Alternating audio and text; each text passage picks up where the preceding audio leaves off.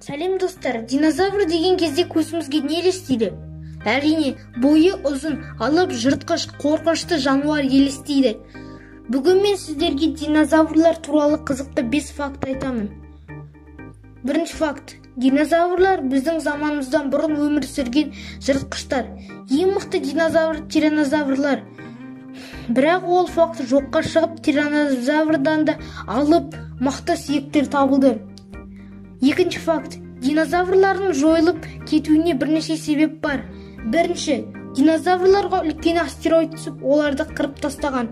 Екінші, оларға үлкен цунами келіп, бәрін шайып кеткен. Үшінші, жанартау атқылап барлығы лаваға күйіп кеткен. Олардың жойылуына байланысты бірнеше себеп бар.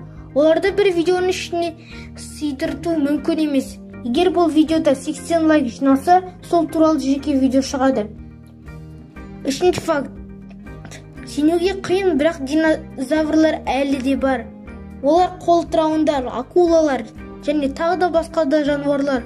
Осы жануарлар динозаврлардың аман қалған ұрпақтары деген болжам бар. Төртінші факт. Кейбір динозаврлар тамағының дұрыс қорытылуы үшін тастарды жұтып отырған. Бесінші факт. Спинозаврлар құрлықта ғана емес, олар су астында да жүре алатын. Ол өзінен кішкентай су динозаврлармен қоректенген. Осымен видеомыз аяқталды. Каналға тіркеліп, лайк басып кеттіңіздер. Сау болыңыздар.